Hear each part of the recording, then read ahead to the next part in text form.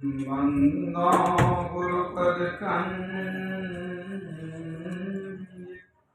कृपा सिंधु नररूप हरि महामोहतम पुंज जासु वचन रवि कर गुरु बिनु ज्ञान न उपजै गुरु बिनु मिलै न भेव गुरु बिनु संशय न मिटै। जय जय जय गुरुदेव। बोलिए प्रेम से श्री सद्गुरु महाराज की जय।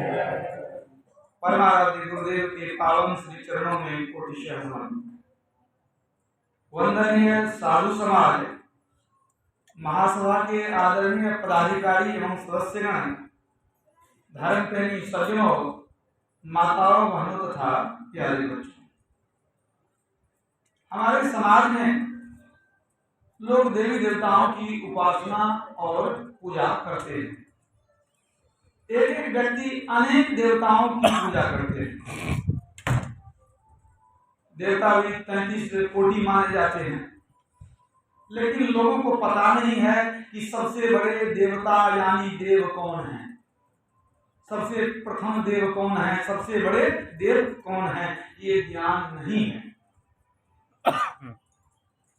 तो सबसे बड़े देवता कौन है? लक्ष्मीनाथ गोसाई बहुत उच्च कोटि के संत हुए। उन्होंने कहा, प्रथम देव गुरुदेव जगत में और न दूजो देवा, गुरु पूजे सब देवन पूजे, गुरु सेवा सब सेवा। प्रथम देव गुरुदेव जगत में, प्रथम देवता कौन है? गुरु है। सबसे बड़े देवता भी वही हैं, ये भी याद रखिए। योग शिखो उपनिषद पढ़ के देखिए। गुरु ब्रह्मा गुरु विष्णु गुरुदेवो सदाशिवः न गुरोरधिकः कश्चित् लोकेषु विद्यते। गुरु ही ब्रह्मा है, गुरु ही विष्णु है, गुरु ही महेश है। तीनों लोकों में गुरु से बढ़कर के कोई है ही नहीं। तो सबसे बड़े देवता कौन हुए? गुरु हुए कि नहीं? सबसे बड़े देव गुरुदेव, प्रथम देव गुरुदेव। इसलिए हमारे गुरुदेव ने भी क्या कहा? गुरु की नित्य कर पूजा, अब जगत इन सम नहीं दूजा। इस पूरे संसार में गुरु के समान कोई है ही नहीं। इसलिए गुरु की नित्य कर पूजा। जगत में गुरु के समान दूसरा कोई है ही नहीं। मैं ही को आन नहीं सूझा, फकत गुरु ही आधारा है। तो सबसे बड़े देवता गुरु हो गए। गुरु की पूजा करने के लिए कहा गया। आप कहेंगे इधर जो देवता लोग छूट जाएंगे तब कैसे होगा? तो हमारे गुरुदेव क्या कहते हैं? देवी देव समस्त पूर्ण ब्रह्म परम प्रभु, अब गुरु में करें निवास, कहते हैं संत सबू। 33 करोड़ देवता परमात्मा सबका वासा गुरु में है। गुरु प्रसन्न हो गए, सब प्रसन्न हो गए। गुरु की पूजा कर लिए, सबकी पूजा हो गई। तो सबसे बड़े देव कौन? गुरुदेव। सबसे प्रथम देव कौन? गुरुदेव। जब नहीं जानेंगे तो भ्रम में पड़े रहेंगे, भटकते रह जाएंगे। गुरु किसे कहते हैं? एकदम सामान्य अर्थ है, ज्ञान देने वाले को गुरु कहते हैं। ये साधारण सी बात है, ज्ञान देने वाले को गुरु कहते हैं। अद्वैत तारको उपनिषद में बताया गया कि गुरु क्या है। गु शब्दत्व अंधकार स्याद, रु शब्दत्व निवारक, अंधकार निरोधित्वाद गुरुरित्यधीयते। गु का अर्थ है अंधकार, रू का अर्थ है प्रकाश। जो अंधकार से प्रकाश में ले जाए उनको गुरु कहते हैं। यही बात संत कबीर साहब ने भी कही है। गु अंधियारी जानिए, रू कहिए प्रकाश, मिट्टी अज्ञान दे, गुरु नाम है तास। जो आपके अंधकार को मिटा दे, आपके अज्ञान रूपी अंधकार को मिटा करके ज्ञान भर दे, उनको गुरु कहते हैं। सच्चे गुरु वो होते हैं। यूं तो कबीर साहब ने कहा कि गुरु 7 प्रकार के होते हैं। जिनसे भी उपकार हुआ, ज्ञान मिला, वो गुरु हो गए। कबीर साहब कहते हैं प्रथम गुरु है माता पिता, रज बीरज की सोई दाता। दूसरा गुरु है मन की धाई, गिरहवास की बंद छोड़ाई। जो गर्भवास से बाहर होने में मदद करती है दाई, वो भी गुरु है। तेसर गुरु जिन धरिया नामा, लय लय नाम पुकारे गामा। चौथे गुरु जिन शिक्षा दिन्हा, जगत व्यवहार सवै तब चिन्हा। पंचम गुरु जिन वैष्णव किन्हा, राम नाम का सुमिरन दिन्हा। छठे गुरु जिन भरम गढ़ तोड़ा, दुविधा में एक से जोड़ा। अनेक देवी देवताओं के चक्कर में पड़े थे, जो एक में मन को जोड़ दिया, वो छठे गुरु। छठे गुरु जिन भरम गढ़ तोड़ा, दुविधा में एक से जोड़ा। सातम गुरु जिन सत शब्द लखाया, जहां का तत्व सो तहां समाया। कबीर 7 गुरु संसार में, सेवक सब संसार। सदगुरु सोई जानिए, जो भवजल उतारे पार। जो भवजल से पार कर दे, वो सदगुरु होते हैं। भवजल पार होने का क्या मतलब है? कोई समुद्र है, उसमें हम डूब गए हैं। ये संसार को भवसागर कहा गया। भवजल में संसार दुख का समुद्र माना गया। आप जानते हैं संसार में दुखी दुख है। संसार में आए हैं, शरीर में आए हैं, इसलिए दुख है। इस दुख के समुद्र को भवसागर कहा गया। तो भवसागर से, इस संसार के दुखों से पार करने वाले कौन हैं? एकमात्र सदगुरु। ये मनुष्य शरीर क्या है? भवसागर करने के लिए नाव। इस संसार में सभी जीव दुख पा रहे हैं। क्या इसी जन्म में दुख पा रहे हैं? सो बात नहीं है। जब से सृष्टि की रचना हुई, तब से हम लोग इस परमात्मा से बिछुड़ करके संसार में आ गए, और तब से करोड़ों युगों से दुख भोग रहे हैं। तुलसीदास जी ने विनय पत्रिका में वर्णन किया है, जीव जबते हरि के बिल गानो, तबते देह गेह निज जानो। माया बस स्वरूप विसरायो, यही भ्रम ते नाना दुख पायो। जीव जब से ईश्वर से अलग हुआ, शरीर को ही अपना घर समझ लिया, वो माया में फंस गया, अपने स्वरूप को भूल गया, और इसीलिए वह दुख में पड़ा हुआ है। तो जब से ईश्वर से अलग हुए, संसार में आए, तब से दुख भोग रहे हैं। विभिन्न शरीरों में घूम रहे हैं, विभिन्न शरीरों में घूम रहे हैं। आकर 4,84,000 योनि भ्रमत यह जीव अविनाशी। 84 लाख प्रकार की योनियों में यह अविनाशी जीव घूमता रहता है। कभी पशु, कभी पक्षी, कभी देवता, कभी मनुष्य बनता है, जन्म लेता है, मरता है, रोता रहता है। इस दुख की निवृत्ति कब होगी? दुख की निवृत्ति के लिए ये करोड़ों वर्षों से जो हम लोग जन्म मरण के चक्र में दुख पा रहे हैं, इससे छूटने के लिए ही ये मनुष्य शरीर मिला है हम लोगों को। भगवान राम का उद्देश्य है कि भवसागर को तरने के लिए, जन्म मरण के चक्र से छूटने के लिए, मोक्ष पाने के लिए एकमात्र ये मनुष्य शरीर ही सक्षम है। इसी काम के लिए मनुष्य शरीर मिला है। तो मनुष्य शरीर क्या है? भगवान राम कहते हैं ये मनुष्य शरीर इस भवसागर को तरने के लिए नाव है। नरतन भव बारिधि कहाँ ढेरो, सन्मुख मरुत अनुग्रह मेरो। कर्णधार सदगुर दृढ़ नावा, दुर्लभ साज सुलभ करी पावा।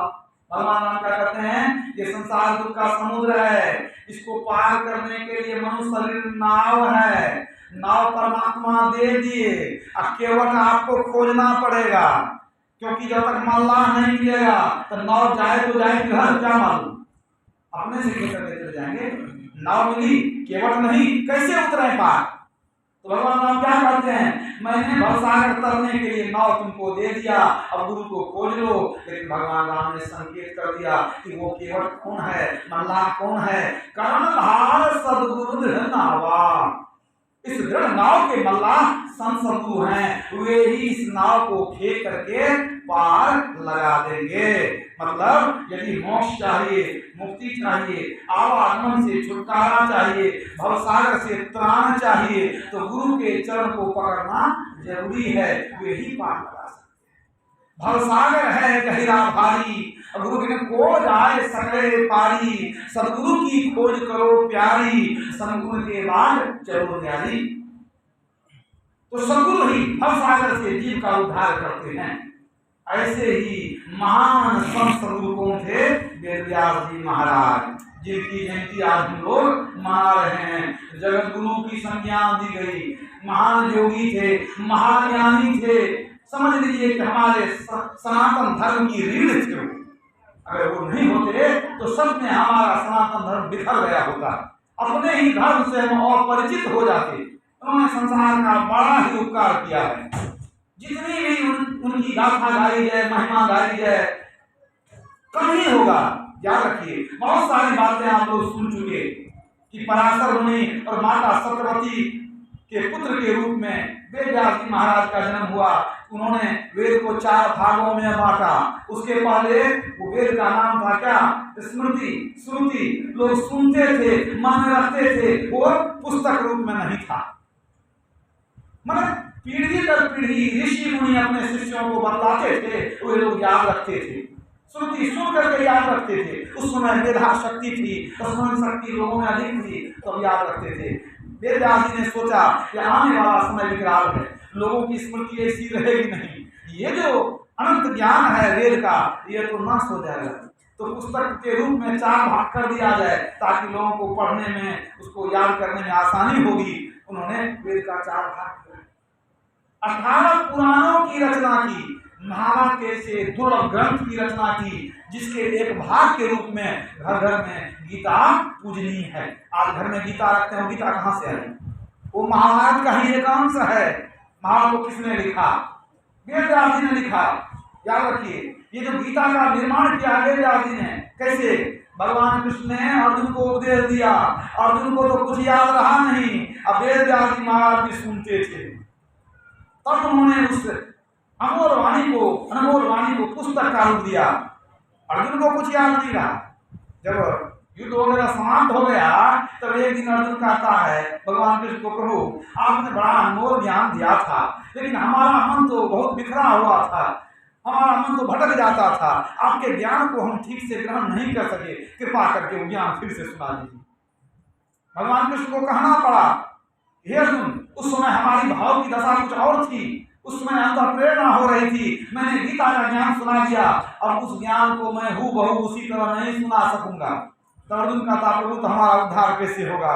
कुछ तो बताइए, कुछ तो सुनाइए, हमको कुछ स्मरण नहीं है। कह रहे थे अर्जुन को कुछ याद नहीं रहा। अब वेदव्यास जी महाराज ने पूरे ग्रंथ की रचना कर दी। सोचिए कैसे अलौकिक मेधा से संपन्न थे वो वेदव्यास जी महाराज। तब दोबारा भगवान कृष्ण ने संक्षेप में गीता के ज्ञान को सुनाया, उसको उत्तर गीता नाम दिया गया। उत्तर गीता के रूप में आज भी ग्रंथ प्रचलित है। तो समझिए वेदव्यास जी महाराज की कैसी कृपा। उन्होंने ब्रह्म सूत्र की रचना की, उन्होंने व्यास स्मृति की रचना की, अनेक ग्रंथों की रचना की। लेकिन खास करके ये जो महाभारत है, 4 वेद है, ये तो अलौकिक ग्रंथ है। 18 पुराणों की रचना की। कैसे मेधा संपन्न थे, कैसी उनको दृष्टि प्राप्त थी, दिव्य दृष्टि के से वो संपन्न थे, अपूर्व साधक थे। उन्होंने जब देश से विदेश तक शास्त्रार्थ करके बड़े बड़े विद्वानों को परास्त किया और आध्यात्मिक पुस्तकों की रचना की, तो इसका मतलब क्या हुआ? ये लौकिक ज्ञान के साथ साथ पारलौकिक ज्ञान में भी परिपूर्ण थे। याद रखिए, पांडव लोग एक चक्रा नगरी में एक बार निवास कर रहे थे और वेदव्यास जी को तो अलौकिक ज्ञान प्राप्त था, वो तो भूत वर्तमान भविष्य जानते थे। वो जा करके पांडवों से मिले और उनको द्रौपदी के पूर्वजन्म का पूरा वृत्तांत सुना दिए। और देखिए कैसे थे वेदव्यास जी महाराज। उसी समय पांचाल नरेश द्रौपदी के संबर की व्यवस्था कर रहे थे। वेदव्यास जी ने पांडवों को कहा कि देखो, विधाता ने तुम ही लोगों के लिए द्रौपदी की रचना की है और तुम्हारे साथ रह करके वो तुम्हारे धर्म के काम में सहयोगी बनेगी।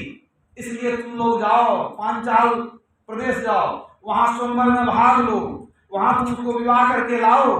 विधाता ने तेरे लिए उसकी रचना की। अब तब उनके आदेश से, गुरु का आदेश कौन नहीं माने, ऐसे महान संत पांडव लोग गए पांचाल नरेश के यहाँ स्वयंवर में भाग लिया, तब द्रौपदी उनके यहाँ आई। देखिए कौन दृष्टि उनको मिली थी, भविष्य द्रष्टा थे, सब कुछ जानते थे। ये तो मैंने एक नमूना दिया। और जब देखिए पूरा महाराज संपन्न हो गया, कौरवों का बहुत अंश में नाश हो गया, धृतराष्ट्र जंगल में रहने लगे, जंगल में रहने लगे। एक बार युधिष्ठिर जी महाराज अपने पत्नी परिवार सहित गए जंगल में भेंट करने के लिए धृतराष्ट्र जी से। अब जब ये गए रथ पर चढ़ करके भेंट करने के लिए, उसी समय वेदव्यास जी महाराज भी वहां आ गए। वो तो सब जानने वाले थे, सर्वज्ञ थे, पहुंच गए वो भी। जब पहुंच गए वो भी मिलने के लिए, सबसे मिलन जुलन हुआ।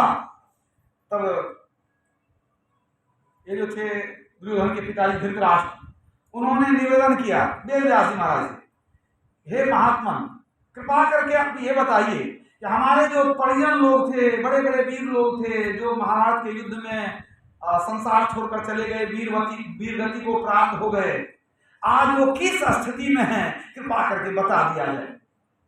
उन्होंने कहा कि आप सुनिएगा कि देखिएगा। कहा दिखा दीजिए तो और अच्छी बात है। वेदव्यास जी महाराज गंगा में प्रवेश किए और उसके बाद उन्होंने अपने तप के बल से ऐसा आवाहन किया उन मन परलोकवासी आत्माओं का कि जितने बड़े बड़े लोग वीर गति को प्राप्त हुए थे, पांडवों की ओर से कि कौरवों की ओर से, सारे लोगों का दर्शन धृतराष्ट्र को वहां बैठे बैठे करा दिए। देखिए किस योग बल के वो स्वामी थे, सोचिए कितने महान पुरुष थे। ऐसे महान माने संत और ऋषि मुनि का अवतरण बिरले होता। तो सोच लीजिए कि आज ये धरती है, ये अलौकिक ज्ञान है, ये सनातन धर्म है, इसके बढ़ाने में, इसको अक्षुण्ण रखने में वेदव्यास महाराज की कितनी बड़ी भूमिका है, कितने बड़े महाज्ञानी थे वो। तो ऐसे महापुरुष की हम लोग जयंती आज मना रहे हैं, जन्मदिन मना रहे हैं। क्यों याद करते हैं? गुरु की महिमा को याद करते हैं, गुरु के प्रति अपनी श्रद्धा को हम लोग अर्पित करते हैं। हम लोग को ये समझाया जाता है आज के दिन कि गुरु से बड़ा दुनिया में कोई देवता नहीं है, और जो गुरु दे सकते हैं दूसरे कोई दे नहीं सकते हैं। इस बात को मन में धारण कर लीजिए। श्री सद्गुरु महाराज की जय। बंधन से मुक्त करने वाले कौन हैं? मोक्ष देने वाले कौन हैं? एकमात्र गुरु ही आपको बंधन से मुक्त करेंगे, आपको भवसागर से पार करेंगे। स्वामी साहब ने कहा, क्या हिंदू, क्या मुसलमान, क्या ईसाई, जैन, गुरु भक्ति पूर्ण बिना कोई न पावे चैन। जीवन में चैन मिलने वाला नहीं है अगर गुरु की सेवा न किए तो। गुरु भक्ति पूर्ण बिना कोई न पावे चैन, गुरु भक्ति दृढ़ कर करो मजबूती से, पीछे आन उपाय और कर्मकांड बाद में करना। गुरु भक्ति दृढ़ कर करो, पीछे आन उपाय, अब बिनु गुरु भक्ति मोह जग कभी न काटा जाए। मोटे बंधन जगत के गुरु भक्ति ते काट, अधीने बंधन चित्त के कटे नाम पड़ता। अब मोटे जब लगी जाए नहीं तो झीने कैसे जाए, ताते सबको चाहिए नित गुरु भक्ति कमाए। तो मोह के बंधन को काटने वाले कौन हैं? गुरु हैं। आप अभी भजन में सुन रहे थे, ऐसी करी गुरुदेव कृपा मेरे मोह का बंधन तोड़ दिया। तो मोह के बंधन को तोड़ने वाले, माया के बंधन को तोड़ने वाले कौन हैं? एकमात्र संत सद्गुरु। देवता लोग इस बंधन को तोड़ नहीं सकते। कितने लोग कहते हैं तो देवता की पूजा करेंगे तो नहीं हमको बंधन से मुक्त कर देंगे। आप जरा सोचिए, विचारिए, विवेकशील हैं आप, मनुष्य हैं, आप पहले विचारिए कि बंधन से मुक्त कौन करेगा? जो खुद बंधन से मुक्त हो चुका है। याद रखिएगा। मान लीजिए दो व्यक्ति है, हाथ उल्टा करके दोनों का हाथ बांध करके घर में कोई बंद कर दे, कोई बदमाश, और एक व्यक्ति दूसरे को कहे कि तुम हमको खोल दो, तो दूसरा क्या कहेगा? तुम ही हमको खोल दो तब हम तुमको खोल देंगे। मतलब क्या होगा? न एक दूसरे को खोल सकता है, न दूसरा पहले को खोल सकता है। क्यों नहीं खोल सकता? क्योंकि दोनों बंधन में पड़ा हुआ है। अगर एक व्यक्ति ऐसा आ जाए जिसका बंधन खुला हुआ है, तो एक क्या, दो क्या, 20 क्या, 200 को खोल देगा? कौन खोल देगा? जो खुद खुला हुआ है। तो जो बंधन से खुला हुआ है वही दूसरे को खोल सकता है। अब जो खुद माया के बंधन में पड़ा है दूसरे के बंधन को कैसे खोलेगा? जरा विचार कीजिए, खोल सकेगा? नहीं खोल सकेगा। तो जितने देवी देवता हैं सभी माया के बंधन में पड़े होंगे, पड़े हुए हैं। आप कहेंगे कि नहीं, आप लोग ऐसे कह देते हैं। तो तुलसीदास जी की वाणी सुनिए, तुलसीदास जी ने क्या कहा? देव दनुज मुनि नाग मनुज सब माया विवश बेचारे, तिनके हाथ दास तुलसी प्रभु कहा अपन पौहारे। उनके हाथ में अपने को सौंपने से क्या मिलेगा? जो अपने माया में फंसे हैं। देव दनुज मुनि नाग मनुज, साधारण रूप से मुनि बन जाए, साधु बन जाए, क्या माया छूट जाती है? याद रखिए, भेष बनाने से माया नहीं छूटती है। जब तक अंत साधना में प्रवीण नहीं होंगे, अंधकार मंडल को टप करके प्रकाश मंडल में नहीं पहुंचेंगे, आपका बंधन कटने वाला नहीं है। कितना भी साधु बन जाइए, जटा बढ़ा लीजिए, वो मोह का बंधन, माया का बंधन नहीं करता है। तो तुलसीदास जी कहते हैं देवता लोग अपने माया में पड़े हुए हैं, तो माया में फंसे हुए हैं, तो आपको माया से कैसे निकाल देंगे? इसलिए कबीर साहब कहते हैं बंधे को बंधा मिले छूटे कौन उपाय। जब दोनों बंधा है तो कौन छुड़ाएगा किसको? बंधे को बंधा मिले छूटे कौन उपाय, कर सेव निर्बंध की पल में ले छुड़ाए। जो निर्बंध है, जिसने अपने बंधन को खोल दिया है, उसकी सेवा करो, वो तुम्हारे बंधन को भी खोल देगा। वो बंधन को खोलने वाले कौन है? एकमात्र संत सद्गुरु। दुनिया में और किसी में औकात नहीं है कि आपके बंधन को खोल दें। इसीलिए गुरु की भक्ति होती है, गुरु की पूजा होती है। सबसे बड़ा गुरु को कहा गया है गुरुदेव तासो अधिक राम सके नहीं दे, मूर्ख बिगाड़े आपनो, अब गुरु तो जी राम ही से।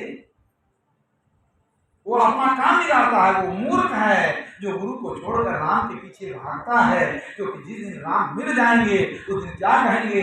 वो कहेंगे जे गुरु पद अंबुज अनुरागी, अकेलो कहू बेदहू बड़ भागी। संसार में वो बड़ा भाग्यवान है। वेद भी कहता है कि वो भाग्यवान है जो गुरु के शरण में रहकर उनके ज्ञान को अपना लेता है। फिर वो भगवान राम क्या कहेंगे आपको? गुरु पद पंकज सेवा तीसरी भगति अमान। जाओ गुरु की सेवा करो, जाके दीक्षा लो, सेवा करो। सोच लिए क्या फायदा हुआ? गुरु के शरण में चले गए, सब कुछ मिल गया आपको, कुछ भी बाकी रहने वाला नहीं है। दुर्लभो विषय त्यागो दुर्लभम तत्व दर्शनम, दुर्लभा सहजावस्था सद्गुरो करुणांगिना। उपनिषद की वाणी है। सद्गुरु की कृपा के बिना विषय का त्याग दुर्लभ है, तत्व दर्शन ब्रह्म दर्शन दुर्लभ है, सहज समाधि की अवस्था भी दुर्लभ है। इस शरीर के अंदर, मनुष्य शरीर के अंदर सारे तीर्थ हैं, तीर्थराज प्रयाग भी है, सारे देवता भी हैं और सारी विद्याएं इसके अंदर में है। लेकिन प्राप्ति कब होगी उस विद्या की? उस देवताओं का दर्शन कब होगा? उस तीर्थ में स्नान करने का फल कब मिलेगा? जब गुरु की कृपा मिलेगी। देहस्था सर्व विद्याश्च देहस्था सर्व देवता, देहस्था सर्व तीर्थानि गुरु वाक्येन लभ्यते। ज्ञान संकलित मंत्र कहता है इस शरीर में सब कुछ है, लेकिन जब तक गुरु की कृपा नहीं होगी तब तक आपको उसका दर्शन नहीं होगा। न सारी विद्याएं मिलेगी, न देवताओं का दर्शन होगा, न तीर्थ स्नान का आपको फल मिलेगा। सबसे बड़ा तीर्थ क्या है? प्रयागराज। वो कहाँ है? प्रयागराज कहाँ है? ईड़ा भगवती गंगा पिंगला यमुना नदी, ईड़ा पिंगलयोर मध्य सुषुम्ना च सरस्वती, त्रिवेणी संगमो यत्र तत्तीर्थराजः स उच्यते, तत्र स्नानं प्रकुर्वीत सर्व पापैः प्रमुच्यते। ज्ञान संकीर्तन में आया। मनुष्य के शरीर में 72 करोड़ नाड़ियां हैं। उन 72 करोड़ नाड़ियों में 101 नाड़ी प्रधान है। उन 101 नाड़ी में 3 नाड़ी प्रधान है, ईड़ा पिंगला और सुषुम्ना। तीनों का मनुष्य शरीर के अंदर में एक मिलन स्थान है। इन तीनों नाड़ियों का जो मिलन स्थान है यही असली तीर्थराज प्रयाग है। जो बाहर में है वो असली नहीं है, असली आपके अंदर में है। क्यों? तत्र स्नानं प्रकुर्वीत सर्व पापैः प्रमुच्यते। जो ध्यान के द्वारा उस तीर्थराज में डुबकी लगाते हैं उसके सारे पाप समाप्त हो जाते हैं। उसी ध्यान को आज्ञा चक्र का ध्यान कहा गया है। भगवान शिव ने भी इशारा किया पार्वती को। ये जो त्रिवेणी संगम है, ये आज्ञा चक्र है, ये आज्ञा कमल है, यहाँ ध्यान लगाना चाहिए। भगवान शिव कहते हैं पार्वती को, यह करोति सदा ध्यान आज्ञा पद्मस्य गोपितं पूर्वजन्म कृतं कर्म विनश्येद विरोधतः। हे पार्वती, जो आज्ञा कमल में सदा गोपित करके ध्यान करते हैं, उनके पूर्वजन्म के सारे कर्म फल पाप नष्ट हो जाते हैं। तो सारे तीर्थ आपके अंदर हैं, लेकिन उस तीर्थ का भेद कौन बताएगा? बिना गुरु की कृपा पाए नहीं जीवन उद्धार, कोई उद्धार होने वाला नहीं। तो वेदव्यास जी महाराज महान संत सदगुरु थे, उन्हीं की परंपरा में आज भी सदगुरु हो रहे हैं। उन्हीं की परंपरा को आगे बढ़ाते हुए बाबा देवी साहब हुए, हमारे गुरुदेव हुए महर्षि संत सभी महाराज हुए, वही ज्ञान आगे बढ़ाते जा रहे हैं कि अंदर में साधना करके कैसे ज्योति और नाग को पकड़ें, कैसे मोक्ष को प्राप्त करें। तो मोक्ष का जो अंतर मार्ग है वो गुरु ही बतलाते हैं, दूसरे बतलाने में सक्षम नहीं। वेदव्यास जी महाराज आजीवन धर्म के सेवा में, सनातन धर्म की सेवा में, विभिन्न तरह से ग्रंथों की रचना में अपने जीवन को उन्होंने समर्पित कर दिया। ऐसे महान संत सदगुरु को हम लोग श्रद्धांजलि अर्पित करते हैं, उनके वाणी को, उनके उपदेश को याद करते हैं। और उनके जीवन की एक छोटी सी घटना सुनाता हूँ, एक रोचक घटना है उनके जीवन की, वो मैं सुनाता हूँ। वो महाराज के ग्रंथ की रचना करते थे, लिखते थे, और लिखने के बाद उनके 3 शिष्य में एक शिष्य थे जिनका नाम था जैमिनी। तो विद्वान थे, पढ़े लिखे थे, लेकिन वेदव्यास जी महाराज के शिष्य थे तो जरूरी नहीं है कि शिष्य थे तो शुरू में ही उनको आत्मज्ञान प्राप्त हो गया होगा, ऐसा नहीं होता। तो समय पाकर साधना जब फलवती होती है तभी जो है ज्ञान भी बलवती होती है, ये समझिए, शक्ति भी आती है आंतरिक। तो अब जैमिनी उनके शिष्य थे, विद्वान थे, पढ़े लिखे थे। वेदव्यास जी महाराज ग्रंथ की रचना करते थे और लिख करके जैमिनी को देते थे, इसको देख लेना, कहीं कुछ अशुद्धि तो नहीं रह गई है, अशुद्धि रह गई होगी तो बता देना, उसको शुद्ध कर देंगे। तो इस क्रम में जैमिनी को थोड़ा अहंकार भी हो गया कि गुरु महाराज लिखते हैं, हम उसको शुद्ध करते हैं, घमंड हो गया मन में। अब देखिए, अहंकार आता है तो बहुत कुछ नाश हो जाता है। जब नाश मनुष्य पर छाता है, पहले विवेक मर जाता है। तो देखते देखते उनको लगा कि कहीं कहीं गलती खोजें, कुछ मिलेगा तो बताएंगे। एक दिन की बात है, उन्होंने देखा लिखा हुआ, गुरु महाराज ने लिख के दिया देखने के लिए, उसमें लिखा हुआ था, बलवान इंद्रिय ग्रामो विद्वांस मपि कर्षति, अर्थात इंद्रियां बड़ी बलवान होती हैं, विद्वानों को भी आकर्षित कर लेती हैं, विद्वानों को भी विचलित कर देती है। आकर्षित, इंद्रियां आकर्षित करती है मतलब विचलित कर देती है, बहका देती है। तो सीधी सी बात थी कि इंद्रियां इतनी बलवान है कि विद्वानों को भी आकर्षित कर लेती हैं। तो ये उनको अच्छा नहीं लगा जैमिनी जी को। उन्होंने सोचा कि हम विद्वान हैं तो इंद्रियां हमारा क्या बिगाड़ देगी, इंद्रियां हमारा क्या बिगाड़ेंगी, हम तो बहुत ज्ञान रखते हैं। तो वो आए कहने के लिए, गुरु महाराज यहाँ थोड़ी अशुद्धि हो गई है। क्या अशुद्धि हो गई है? आपने यहाँ लिखा है बलवान इंद्रिय ग्रामो विद्वान समपि कर्षति। तो गुरु महाराज ने कहा कि ये गलत है। कहा इसमें तो त्रुटि भी जाता है। कहा तो शुद्ध क्या होगा सो बता दो। तो विद्वान था, गिरी तो जोड़ के बता दिया। कहा इसमें ये होना चाहिए गुरुदेव, बलवान इंद्रिय ग्रामो विद्वान नाम की कर्षति। यद्यपि इंद्रियां बलवान हैं लेकिन विद्वानों का कुछ बिगाड़ नहीं सकती है, विद्वानों को बहका नहीं सकती, आकर्षित नहीं कर सकती है। वेदव्यास जी ने देखा उसका लिखा हुआ, तो उन्होंने जो बताया लिख के दिया। वेदव्यास जी को लगा कि नहीं ये समझ नहीं पा रहा, हम जो दृष्टि से समझ रहे हैं ये सोचता है कि विद्वान हो गए तो इंद्रियां हमारे बस में हो गई। विद्वता होने से इंद्रियां बस में होती नहीं है, चाहे चारों वेद रख ले, 18 पुराण रख ले, 14 व्याकरण पर अधिकार हो जाए, लेकिन क्या इंद्रियां बस में हो जाएगी? सवाल ही पैदा नहीं होता है। याद रखिए, गुरु महाराज ने कहा है जब तक दृष्टि योग पूर्ण नहीं होगा इंद्रियां बस में नहीं हो सकती। गुरु महाराज की वाणी। तो उन्होंने कहा कि अच्छा ये काम करो और आगे देखो, इस पन्ना को छोड़ दो, बाद में विचार करेंगे। सोचने लगा कि तुरंत क्या समझाएंगे, इसको बात करना ठीक नहीं है, बाद में बताएंगे। कार्य को छोड़ दो, आगे देखो। वो देखने लगे। अब व्यास जी महाराज की लीला शुरू हो गई। वो कहते हैं अपने शिष्य को कि मैं जरा जंगल भ्रमण करने के लिए आता हूँ और तुम यहीं रहो, मैं आऊँगा 1 आध घंटे में घूम फिर करके। वो चले गए भ्रमण करने के लिए।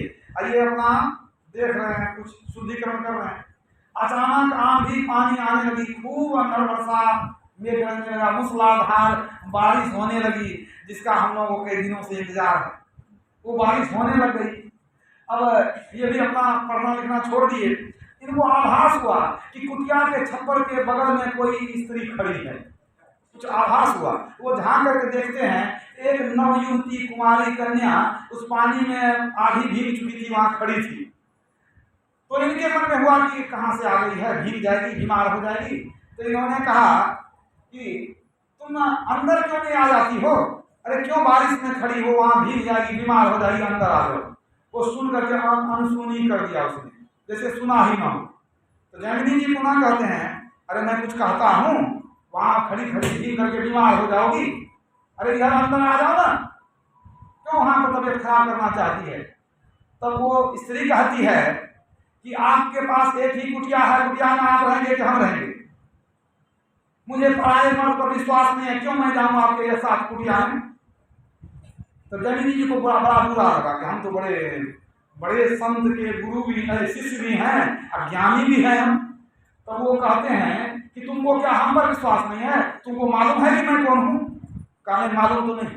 तो जैमिनी अपना पढ़ते रहते हैं, और महान संत वेदव्यास जी महाराज के हम गुरु शिष्य हैं, और हम इतने बड़े विद्वान हैं कि वो लिखते हैं, मैं शुद्ध करता हूं। अब तुमको मुझ पर भरोसा नहीं है? अरे भरोसा करो, मैं तुम्हारा अपकार नहीं करूंगा, आकर के अंदर आ जाओ, मत पानी में भीगो, बीमार पड़ जाएगी। बेचारी भीग चुकी थी। तब वो कहती, अच्छा आप कहते हैं, तब विश्वास करके हम चले आते हैं। कुटिया में चली आई। अब पूरा शरीर पानी से भीगा हुआ, कपड़ा शरीर में चिपका। अब ये भी जैमिनी वही है और ये नवयुवती भी वही है। और ऐसा हुआ कि बारिश छूटी नहीं रही है। अब वेदव्यास जी महाराज भी कहाँ घूमने गए थे, घूम ही रहे हैं। कुछ देर तक वहीं पर दोनों कुटिया में पड़े रहे। लेकिन उसके रूप सौंदर्य को देख करके, बहुत सुंदरी भी थी वह, रूप सौंदर्य को देख करके जैमिनी के मन में कुभाव उत्पन्न हो गया। उसका मन अपने वश में नहीं रहा। तो जैमिनी कहते हैं कि एक बात कहो कि तुम तो कभी न कभी विवाह करोगी ही, अगर तुम स्वीकार करो मुझे तो मैं तुमसे विवाह करने के लिए तैयार हूं। उस लड़की ने कहा कि मैं आपसे क्यों विवाह करूं? तो जैमिनी ने कहा, तो क्या हमारे में क्या कमी है? अरे हम धन कमाना चाहेंगे तो जितना ज्ञान है वो धन कमा सकते हैं। क्या मैं गुरु हूं? क्या मुझे ज्ञान नहीं है? अरे मुझसे अच्छा और तुमको प्राप्त भी नहीं होगा। मैं तुमको आग्रह करता हूं कि तुम मुझे पति के रूप में स्वीकार करो और मैं तुम हमसे विवाह करने के लिए तैयार हो जाओ। उनको लगा कि इतनी सुंदरी फिर कभी पत्नी मिलेगी कि नहीं मिलेगी। तब वह कहती है लड़की कि देखिए, विवाह करना नहीं करना, कोई लड़की कैसे कह दे कि हम विवाह करेंगे नहीं करेंगे, ये तो काम है माँ बाप का है। वो लोग न सोचेंगे कि हमारा विवाह कहाँ हो, मुझको क्या लेना देना है। तब ये कहते हैं जैमिनी, लेकिन एक बात बताओ, तुम अपना स्वीकृति दे देगी तब हम तेरे माँ बाप से भी बात करेंगे, क्योंकि तेरी तो स्वीकृति चाहिए। अब वहाँ बात करने जाए, अब तुम मना कर दो कि हम नहीं करेंगे, तो हमको क्या फायदा होगा? कम से कम तुम सिर तो हिलाओ, तब हम तेरे माँ बाप से जाके मिलेंगे, स्वीकृति देगी तब ना। कुछ देर चुप रही युवती, अब फिर कहती है, देखिए एक बात है, हमारे कुल में कुछ नियम है। आप विवाह करना चाहते हैं हमसे, तो हमारे कुल खानदान का कुछ नियम है, उस नियम का आप पालन कर सकिएगा? बड़ा कठिन व्रत है वो। कहा बताओ तो क्या कठिन व्रत है? कहा देखिए, हमारे खानदान में नियम है कि यदि हमारे खानदान के किसी लड़की से कोई युवक विवाह करना चाहता है तो उस युवक को पहले घोड़ा बनना पड़ता है, और लड़की उस पर बैठती है, और बैठ करके और घोड़ा बन गया वो युवक, और लड़की उस पर सवारी कसेगी। और यदि वो लड़का बिना गिराए, आपको मालूम है ना, जंगल में देवी मैया का एक पुराना स्थान है, एक पुराना मंदिर है, कहाँ हो तो मालूम है। का अगर बिना गिराए वहां तक देवी मैया के चौकट तक लेके चला गया दूल्हा, तब समझिए विवाह हो सकता है, नहीं तो दूसरा कोई उपाय नहीं है। तो इतना कठिन व्रत आपसे संभव है? अभी सोचने पड़ गए जैमिनी, भाई क्या करें क्या नहीं करें। तो पानी थोड़ा कम हो गया था, अब उनके मन में हो गया कि शाम का समय है, अब तो देवी मैया का मंदिर तो कोई दूर है नहीं। जब ये कहती है कि थोड़ी देर के लिए अगर हम घोड़ा ही बन जाए तो कौन जानेगा, कौन देखेगा? अभी तो जंगल में देखने वाला भी कोई नहीं है, अब मौसम भी वैसा है कि कोई आदमी भी नजर नहीं आता है, तो क्यों ना कुछ देर के लिए बन जाए। तब वो कहते हैं जैमिनी इसमें कौन बड़ी बात है, अरे थोड़े समय का बात है, मैं घोड़ा बन जाता हूँ, लेकिन तुम स्वीकृति देती हो ना। कहाँ, अगर वहां तक बिना गिराए हमको पहुंचा दीजिएगा तब हम हाँ कहते हैं। बस तुरंत ये घोड़ा बन गए और युवती उनके पीठ पर बैठ गई और दुपट्टे का लगाम भी बनाई, और उसके बाद ये घोड़ा बन करके चले, उसको ले करके पीठ पर बैठा करके चलते चलते आधा रास्ता तय हो गया। बहुत जल्दी में सोचने लगे अब काम बन गया, अब थोड़ी देर की बात है मंदिर में जाकर के दर्शन करा लेंगे, अब तो मोटा मोटी हो ही शादी हो गई, तो जो औपचारिकता है वो बाद में पूरा हो जाएगा। खुशी खुशी ले जा रहे थे, और जब और नजदीक गए मंदिर के तो उनको लगा मंदिर के दरवाजे मैंने वहां पर प्रांगण में कोई बरामदे में बैठा, उनको लगा कोई बैठा। अभी करें तो क्या करें, सोचे यहाँ भी छोड़ देंगे तो पता तो उसको चल ही गया होगा कौन है नहीं है, कोई नहीं कोई है तो देख लिया होगा। अभी सोचने लगे इतना मेहनत किए हैं तो एक आदमी देख लिया लेकिन इसको पहुंचा करके ही छोड़ेंगे, काहे कि इतना कष्ट आए हैं, हमारा मेहनत जाएगा पानी में, तो पहुंचा देते हैं। ले करके वहां से चलते चलते जब और नजदीक गए तो अब जो है बरामदा में जो बैठा हुआ आदमी था अब उसका चेहरा साफ साफ नजर आने लग गया। और जैसे ये नजदीक गए जैमिनी पीठ पर बैठा करके देखते क्या है, साक्षात वेद व्यास जी महाराज बरामदा में बैठ करके मुस्कुरा रहे हैं। बोलिए प्रेम से। अब जब पहचान गए कि गुरु महाराज बैठे हुए हैं, धड़फड़ा करके उसको गिरा दिए और वहां से उठकर खड़े हो गए और गए गुरु महाराज का चरण पकड़ के रोने लगे, प्रभु क्षमा कर दीजिए गुरुदेव, गुरुदेव हमको क्षमा कर दिया जाए। गुरुदेव मुस्कुराने लगे कि बेटा कुछ ही समय पहले की बात है, तुमको मैं कहता था, मैंने लिख के दिया था कि बलवान इंद्रिय ग्रामो विद्वांस मपि कर्षति, इंद्रियां बलवान है विद्वानों को भी बहका देती है। तो तू क्या कहता था कि जो विद्वान है उसको इंद्रियां कैसे बहका देगी? बेटा तू तो बड़ा विद्वान है, तू कैसे बह गया? तू तो वचन दिया था हम साधु ब्रह्मचारी बनेंगे, तो अभी वहां करके गृहस्थी बसाने के लिए तू क्यों चल दिया? अब तो वो क्षमा मांगने लग गया कि प्रभु हम तो बहुत अज्ञानी हैं, क्षमा कर दिया जाए प्रभु, हमको कौन रक्षा करेगा, आप ही रक्षा करने वाले हैं। तो गुरु महाराज ने क्षमा कर दिया, कहा कोई बात नहीं है, जब तक साधना परिपक्व नहीं होती है तब तक मन भागता है, लेकिन मन को रोकना चाहिए। मन बहके मन जाए तो जाने दे, तू मत जाए शरीर, पांचों आत्मा बस कर कह रहे दास कबीर। मन चले भी जाए तो शरीर को रोकना चाहिए। कबीर साहब कहते हैं पांचों इंद्रियों को आप ज्ञानेंद्रियों को रोकिए। ये वेद व्यास जी महाराज का ज्ञान है दिया हुआ। जैमिनी को ये सब लीला रचे कौन? जैमिनी जी महाराज के लिए वेद व्यास जी महाराज रचे। वेद व्यास जी महाराज ने लीला रचे और अपने शिष्य को ज्ञान दिए। तो गुरु कैसे होते हैं समझिए, जो समर्थ गुरु है ना, सहजो गुरु रक्षा करें, मैं कहें सब दुख द्वंद, मन की जाने सभय गुरु कहाँ छिपावे अंत। अंत में जैमिनी जी भी बहुत बड़े विद्वान हुए, बहुत बड़े साधु हुए, लेकिन शुरुआती जीवन में ऐसी घटना उनके साथ घटी। तो कहने का मतलब है सब कोई जन्मजात योगी नहीं होता है, लेकिन योग का अभ्यास करना चाहिए। अभ्यास है तो कौन थे और राजेंद्र चौधरी थे। जब मन अर्जुन ने कहा कि हे भगवान कृष्ण, मन तो बस मन नहीं होता, बड़ा चंचल है, क्या करें, मन भागते रहता है, कैसे क्या करें? तो उन्होंने कहा भगवान कृष्ण ने अभ्यास करो, वैराग्य रखो, संसार से मन को हटा करके रखो और ध्यान का योग का अभ्यास करते रहो। तो यह अभ्यास और वैराग्य से धीरे धीरे मन वश में होगा। अब मन वश में हो गया तो सब कुछ मिल गया। मनो एवं मनुष्याणां कारणं मोक्षो, यही मन बंधन में डालता है। अगर कुमार्ग में मन चला गया वो बंधन में ले जाएगा, अगर अंत साधना में मन लग गया, सुमार्ग पर मन लग गया, यही मोक्ष में ले जाएगा। तो संतों का आम उपदेश यही है, जितने भी सदगुरु हैं सबका आम उपदेश यही है कि संसार से वैराग्य रखते हुए हम लोग सत्संग करें, गुरु से दीक्षा लेकर के जप और ध्यान करें, इसी में जीव का कल्याण है। बोलिए प्रेम से।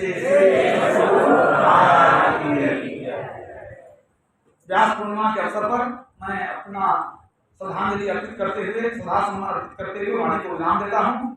और आप सभी को ज्ञात है कि हमारे अध्यक्ष महोदय इस कार्यक्रम में नहीं पधार सके हैं, लेकिन हमारे महामंत्री महोदय आदरणीय प्रकाश मान जी उपस्थित हैं। इन्होंने इस मीटिंग का भी आयोजन किया और सत्संग के आयोजन में भी इनकी योगदान इनका हम लोगों को मिला है। तो जब सचिदानंद बाबू आते थे अध्यक्ष महोदय, तो बराबर कहा करते थे कि हम लोग तो यहाँ आते हैं अतिथि के रूप में, एक दिन पहले आते हैं, आज यहाँ सत्संग करके भोज भंडारा खा के चले जाते हैं। और यहाँ की व्यवस्था तो आशुतोष बाबा अपने देखते हैं, सारी व्यवस्था करके रखते हैं। वो प्राय कहा करते हैं, तो जब वो कहा करते थे तो वो बात भी ठीक थी। लेकिन अब जो है अब जो है हमारे बीच में बैठे हुए हैं आदरणीय मुकुंद लाल शाह जी, जो यहाँ के व्यवस्थापक भी हैं और हमारे महासभा के मंत्री भी हैं। तो अब आप लोगों को भी जानकारी हो जाए कि मैं विशेष कुछ देखता नहीं हूँ, सारा भार इनके ऊपर है। गुरु महाराज की प्रेरणा से यहाँ कहाँ से कहाँ घूमते हुए यहाँ आ गए और समझिए सारा भार ये उठाए हुए हैं। तो अब मुझे कहने में कोई संकोच नहीं है कि महासभा के जो लोग आते हैं, अध्यक्ष मंत्री, मतलब वो तो खैर आकर के यहाँ सहयोग करते ही हैं महासभा के संचालन में। लेकिन ये मंत्री के पद पर रहते हुए हमारे आदरणीय मुकुंद लाल शाह जी, जिनको आप लोग लाला बाबा के नाम से पुकारते हैं, ये यहाँ आकर के इतनी बड़ी जो व्यवस्था हुई है इसके जड़ में यही है। सब कुछ देखते हैं, कहते हैं, एक कहावत है कि जूता पाठ से चंडी पाठ, तो सब कुछ इनको देखना पड़ता है। और इसके इनके सहयोग में हमारे नरेश जी आते हैं नवादा से पूरी टीम के साथ। तो धन्यवाद ज्ञापन के लिए तो हमारे प्रकाश मान जी महामंत्री उपस्थित हैं ही। तो मैं उन सभी लोगों के लिए शुभकामना व्यक्त करता हूँ, उन लोगों के लिए गुरुदेव से प्रार्थना करता हूँ कि उन सबका जीवन मंगलमय हो, जिन्होंने इस कार्यक्रम में अपना किसी न किसी रूप में सहयोग दिया है, तान मन या धन। तो एक वो व्यक्ति हैं जिन्होंने तन मन धन से इस कार्यक्रम को सफल बनाने में उन्होंने सहयोग दिया है। अब दूसरे कुछ ऐसे व्यक्ति हैं जो सहयोग तो नहीं दे पाए लेकिन यहाँ बैठ करके सत्संग का आनंद लिए हैं, तो उनकी भी बड़ी आवश्यकता है। जो सुनने वाले नहीं रहेंगे तो कहने वाले किसको कहेंगे, तो वो भी पुण्य के भागी हैं। मैं उनके लिए भी उसी तरह से गुरुदेव से परमात्मा से प्रार्थना करता हूँ कि उन सबका भी लोक और परलोक दोनों मंगलमय हो। बोलिए प्रेम से